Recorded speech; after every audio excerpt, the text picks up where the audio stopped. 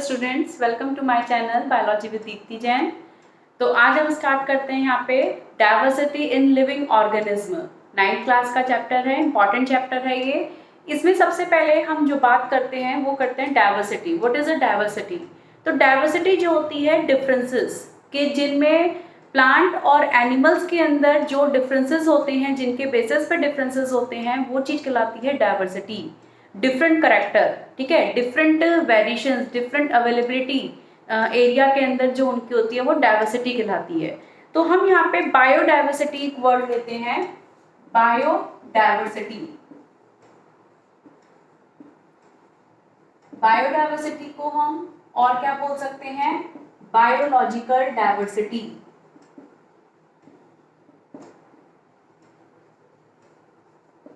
ठीक है, biological diversity. तो बायोडाइवर्सिटी में बायो मीन्स लिविंग से आ गया और डाइवर्सिटी मतलब वेरिएबिलिटी हो गई, वेरिएशंस हो गई। तो जब किसी भी एरिया में ऑर्गेनिज्म जो होते हैं वो वेरिड फॉर्म में, डिफरेंट फॉर्म में अपीयर होते हैं, प्रेजेंट होते हैं, एक एरिया में कितनी ऑर्गेनिज्म की रिचनेस है, वो चीज़ वहाँ की बायोडाइवर्सिटी कहलाती है। जैसे अगर हम एक एरिया की बात करते हैं, किसी पर्टिकुलर एरिया में कि वहाँ पे वेजिटेशन कितना है, कितनी वेरिएशंस हैं उनकी, और कितने टाइप के वहाँ पे एनिमल्स प्रेजेंट है, तो वो वहाँ की बायोडाइवर्सिटी है। हम बोलते हैं कि कुछ एरिया बायोडाइवर्सिटी से रिच होता है, कुछ पुअर होता है। जैसे इंडिया हमारा बायोडाइवर्सिटी से रिच है, सबसे ज़्यादा बायोडाइवर्सिटी देखने को मिलती है इंडिया के अंदर भी।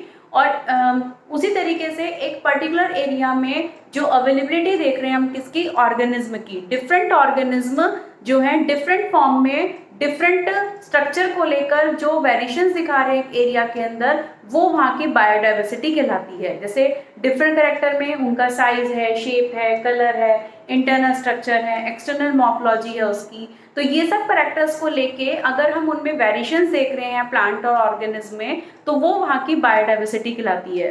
तो बायोडाइवर्सिटी जो फर्स्टली कॉइन करी थी, सबसे पहले जो जिसने वर्ड दिया था वो थे साइंटिस्ट वॉल्टर जी रॉसन। वॉल्टर जी रॉसन 1986 में। किसने दी है इसकी टर्म? वॉल्टर जी रॉसन 1986। ठीक है, किसने टर्म दी है ये? वॉल्टर जी रॉसन ने।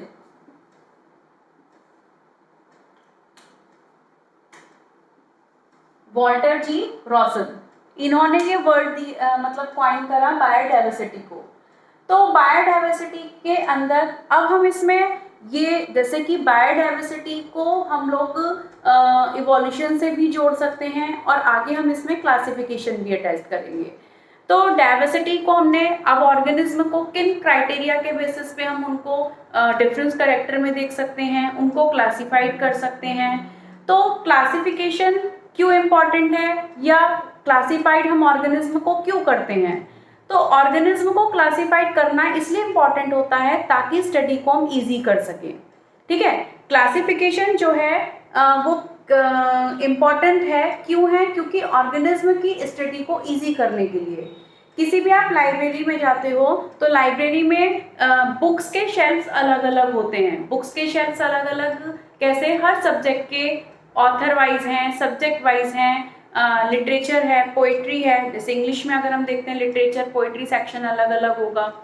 तो उसमें क्या होगा, हमको बुक को फाइंड करने में इजी रहता है ताकि बुक हम इजीली फाइंड कर सकें। उसी तरीके से ऑर्गेनिज्म को जब हम क्लासिफाइड करते हैं तो क्यों कर रहे हैं क्लासिफाइड? ताकि उनकी स्टडी को हम इजी कर सकें, ताकि उनको हम आइडेंटिफाई इजीली कर सकें। तो बायोडाइवर्सिटी के अंदर classification, identification and nomenclature, 3 important terms होती हैं इसके अंदर। एक तो क्या आती है? Classification, identification, and third one is the nomenclature.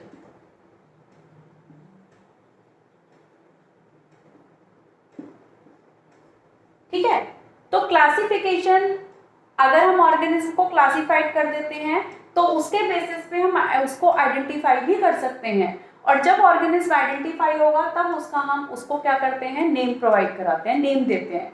ताकि यूनिवर्सली वो एक नाम से जाना जाए साइंटिफिकली। अब क्लासिफिकेशन जो है, जैसे हम क्लासिफिकेशन के बेसिस पे, कैरेक्टर्स के बेसिस पे दो टाइप के ऑर्गेनिज्म ले लेते हैं, प्रिमिटिव एंड एडवांस्ड।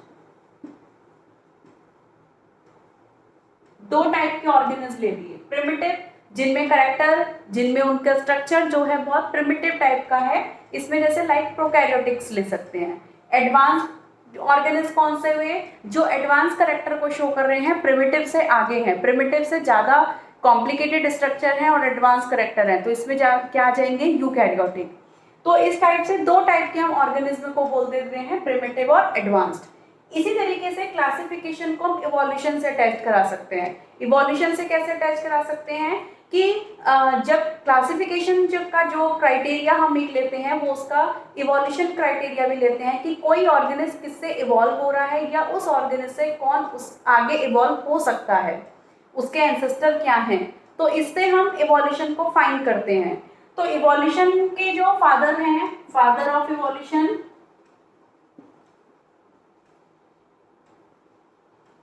वो हैं चार्ल्स डार्विन।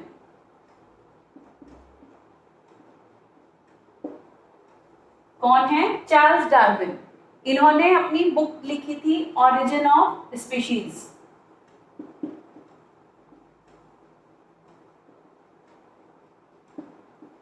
इसमें इन्होंने पूरा अपना जो इवोल्यूशन से रिलेटेड क्राइटेरिया दिया था, रूल्स दिए थे, वो उन्होंने इस बुक में पूरा मेंशन करा हुआ है, जो उन्होंने पूरी स्टडी करी। तो अब हम यहाँ पे क्लासिफिकेशन ले रहे हैं। तो क्लासिफिकेशन क्या होता है, method of arranging organism into groups on the basis of similarity and differences called the classification. जब हम ऑर्गेनिज्म को उनके सिमिलर और डिफरेंट कैरेक्टर्स के बेसिस पे उनको ग्रुप्स में अरेंज कर देते हैं, तो वो मेथड कहलाता है क्लासिफिकेशन। तो क्लासिफिकेशन की इंपॉर्टेंस क्या है, वो हमारे लिए क्यों रिक्वायर्ड है। तो क्लासिफिकेशन की वजह से स्टडी इजी होती है, ठीक है। जो रिसर्च स्कॉलर्स होते हैं उनको रिसर्च करने में, स्टडी करने में इजी रहता है, आइडेंटिफाई इजीली हो जाते हैं ऑर्गेनिज्म।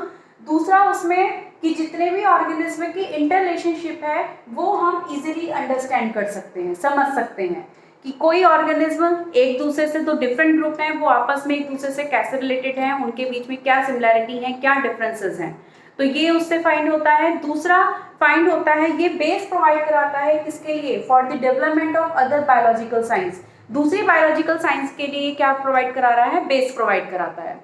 तो अब यहाँ पे हमने क्लासिफिकेशन की इंपॉर्टेंस ली।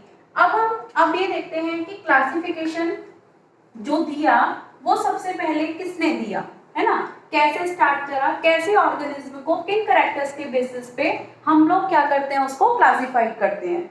तो सबसे पहले टू किंगडम क्लासिफिकेशन दिया गया, टू किंगडम क्लासिफिकेशन। ये दिया था किसने, कार्ल लिनियस।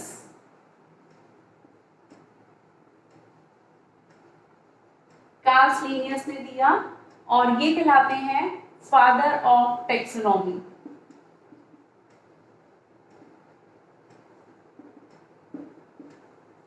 ठीक है, इन्होंने जो ऑर्गेनिज्म को डिवाइड करा, वो दो किंगडम में डिवाइड करा। क्या लिया इन्होंने, किंगडम। कौन कौन से दो किंगडम लिए, प्लांटेई एंड एनिमेलिया। ठीक है, दो किंगडम इन्होंने बनाए ऑर्गेनिज्म के, प्लांटेई और एनिमेलिया। किन कैरेक्टर्स के बेसिस पे लिया, एक तो on the basis of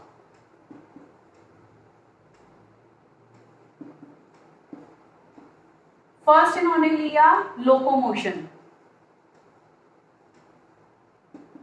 second इन्होंने लिया प्रेजेंस ऑफ सेल वॉल,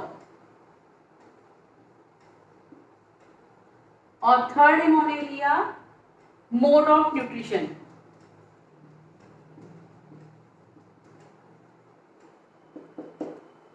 ठीक है, इन तीन कैरेक्टर्स के बेसिस पे इन्होंने दो किंगडम बनाए, प्लांटेई और एनिमेलिया। और ऑर्गेनिज्म लोकोमोट करता है तो एनिमल, लोकोमोट नहीं करता है तो प्लांट।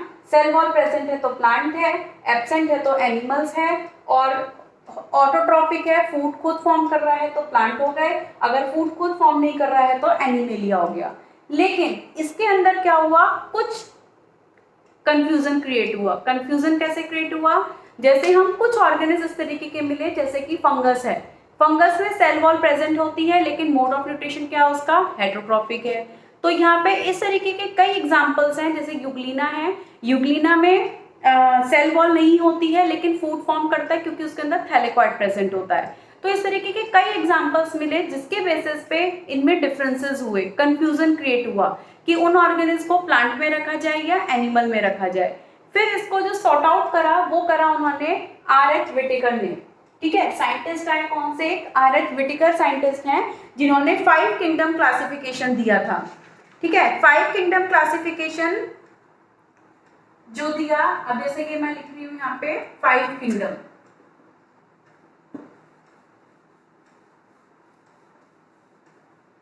किसने दिया, R.H. विटेकर, ठीक है।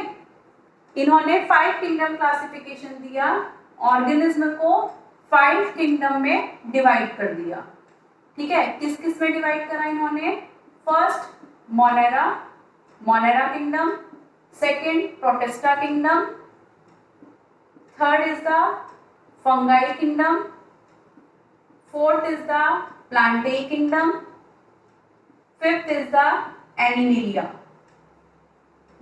इस तरह से इन्होंने ये 5 किंगडम बनाए।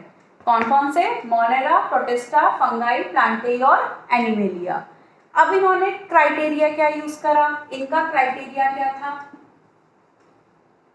ठीक है। क्राइटेरिया इन्होंने क्या लिया, फर्स्ट लिया number of cell, number of cells कि ऑर्गेनिज यूनिसेलुलर है या फिर मल्टी सेलुलर है। सेकेंड क्राइटेरिया लिया उन्होंने कॉम्प्लेक्सिटी, कॉम्प्लेक्सिटी बोल सकते हो या बोल सकते हो आप सेल स्ट्रक्चर, ठीक है। सेल स्ट्रक्चर कॉम्प्लेक्स मतलब प्रोकैरियोटिक है या फिर यूकैरियोटिक सेल है। थर्ड इन्होंने लिया presence of cell wall,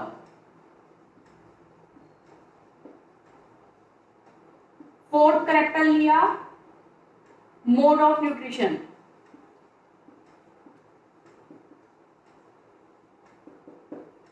fifth इन्होंने लिया फाइलोजेनेटिक, फाइलोजेनी, फाइलोजेनी लिख देते हैं खाली, फाइलोजेनेटिक रिलेशनशिप, फाइलोजेनी। तो उसमें इन क्राइटेरिया के बेस पे इन 5 किंगडम को बनाया।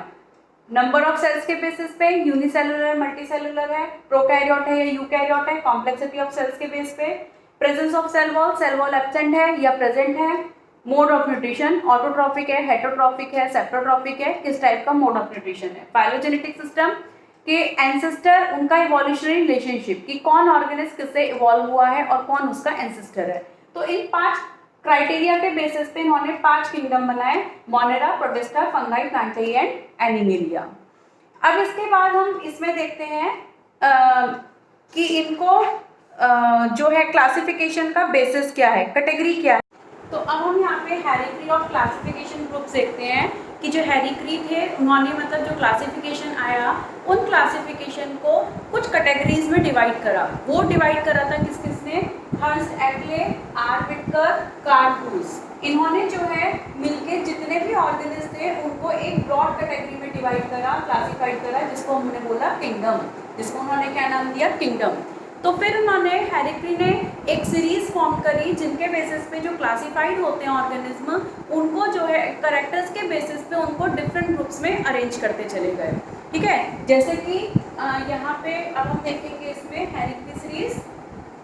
तो फर्स्टली इसमें आती है सीरीज जो है कैटेगरी आती है किंगडम, ठीक है। सबसे ब्रॉड कैटेगरी है, सबसे ज़्यादा इसमें ऑर्गेनिज्म है। तो इसमें हमने जो आर विटकर का क्राइटेरिया था उन क्राइटेरिया के बेसिस पे ऑर्गेनिज्म को किंगडम में डिवाइड कर दिया और किंगडम बन गए। उसके बाद इसके अंदर आया किंगडम के बाद आता है इसमें फाइलम। फाइलम यूज होता है एनिमल्स के लिए और डिवीजन यूज होता है प्लांट्स के लिए। ठीक है। तो अब इसमें किंगडम के अंदर क्या हुआ, कुछ करेक्टर्स, कुछ जो किंगडम में ऑर्गेनिज्म आए उन ऑर्गेनिज्म में भी क्या थे, कुछ करेक्टर सिमिलर थे, कुछ करेक्टर डिफरेंट थे। तो जो सिमिलर करेक्टर वाले थे वो एक फाइलम में आ गए, जो डिफरेंट करेक्टर वाले थे वो दूसरे फाइलम में, फिर तीसरा, इस तरीके से क्या हो गए, दूसरी कैटेगरी बन गई फाइलम। ठीक है, एनिमल्स, प्लांट्स हमने नाम दिया उसको डिवीजन। फिर फाइलम के बाद इसमें नेक्स्ट कैटेगरी जो बनी वो बनी क्लास। नेक्स्ट कैटेगरी क्या आई, क्लास। तो हर फाइलम के अंदर क्या होती है, क्लास। तो फाइलम क्या होगा, group of classes. Group of classes क्या होगा, फाइलम। तो फाइलम के अंदर फिर कैरेक्टर्स के बेसिस पे उनको डिफरेंट क्लासेस में डिवाइड कर दिया। क्लासेस में, क्लासेस के अंदर फिर नेक्स्ट कैटेगरी आती है ऑर्डर। क्लासेस क्या हुआ, ग्रुप ऑफ ऑर्डर। वही कैरेक्टर्स के बेसिस पे करा, सेम कैरेक्टर वाला एक ऑर्डर में, डिफरेंट कैरेक्टर वाला दूसरे ऑर्डर में, फिर तीसरा, फिर इस तरीके से ऑर्डर्स बनते चले गए। यानी कि हर क्लास में क्या प्रेजेंट होंगे, डिफरेंट ऑर्डर। फिर ऑर्डर को हमने ग्रुप, जो अलग अगली कैटेगरी थी वो थी फैमिली, यानी कि डिफरेंट ग्रुप ऑफ फैमिली क्या कहलाया, ऑर्डर। तो ऑर्डर के अंदर कितनी, कौन सी कैटेगरी आई, फैमिली। यानी कि ऑर्डर के अंदर जो कैरेक्टर्स के बेसिस पे सिमिलर कैरेक्टर एक फैमिली में, फिर डिफरेंट कैरेक्टर दूसरी फैमिली में, इस तरीके से ऑर्डर्स के अंदर क्या ग्रुप हुआ, क्या कैटेगरी आई, फैमिली। फिर फैमिली के बाद आता है जीनस। फैमिली में क्या इंक्लूड हुए, जीनस, ऑर्गेनिज्म। ठीक है। फिर जीनस के अंदर नेक्स्ट कैटेगरी आती है स्पीशीज। ठीक है, स्पीशीज जो है सबसे स्मॉलेस्ट कैटेगरी होती है, ये कैटेगरी हो गई स्मॉलेस्ट। स्पीशीज सबसे स्मॉलेस्ट कैटेगरी है क्योंकि इसको हम फर्दर इन्होंने कैटेगराइज नहीं करा है। ठीक है, और इसके अंदर सबसे कम ऑर्गेनिज्म प्रेजेंट होते हैं। स्पीशीज के ग्रुप को जीनस बोला, जीनस के ग्रुप को फैमिली, फैमिली के ग्रुप को ऑर्डर, ऑर्डर के ग्रुप को क्लास, क्लास के ग्रुप को फाइलम, फाइलम के ग्रुप को किंगडम। तो किंगडम जो है सबसे हाईएस्ट कैटेगरी होती है, ये क्या है, हाईएस्ट कैटेगरी। ठीक है, सबसे ज्यादा ऑर्गेनिज्म किंगडम में प्रेजेंट होते हैं और सबसे कम ऑर्गेनिज्म किसमें प्रेजेंट होते हैं, स्पीशीज में। तो सबसे स्मॉलेस्ट कैटेगरी हुई स्पीशीज और सबसे हाईएस्ट कैटेगरी हुई किंगडम। तो इस तरीके से क्लासिफिकेशन हो गया कि किस तरीके से हम ऑर्गेनिज्म को आइडेंटिफाई करके कैटेगराइज कर उनको कैरेक्टर देने के बाद उनको हम क्या कर सकते हैं, क्लासीफाइड कर सकते हैं। तो इसको लर्न करने के लिए करने का एक क्विक मेथड है। इसको, इस सीरीज को याद करने के लिए आप कैसे करोगे, कपसी ऑफ जीएस। ठीक है, कपसी ऑफ जीएस। ठीक है, मैंने क्या नाम दिया, कपसी ऑफ जीएस। ठीक है, एक ये, एक ये, एक ये, है ना, कपसी ऑफ जीएस। कपसी, K for kingdom, P for phylum, C for class, O for order, F for family, G for genus, S for species. तो इस तरीके से आप क्या कर सकते हो, इस पूरी सीरीज को लर्न कर सकते हो। ठीक है, तो आप ये दिमाग में सेट कर लोगे, इसके थ्रू आपके दिमाग में बहुत जल्दी सेट हो जाएगी। ठीक है, ये आप भूलोगे नहीं फिर आगे। तो ये जो है इम्पॉर्टेंट है। इसमें क्वेश्चन 1 नंबर में ये भी आ जाता है कि हाईएस्ट कैटेगरी क्या है, स्मॉलेस्ट कैटेगरी क्या है, हेरिडिटरी सीरीज लिखिए। तो इस तरीके से ये यहाँ पे हेरिडिटरी सीरीज कंप्लीट होती है। तो आज टॉपिक यहीं पे ख़त्म करती हूँ मैं और नेक्स्ट टॉपिक लेके आऊँगी नेक्स्ट वीडियो में। तो तब तक के लिए बाय बाय।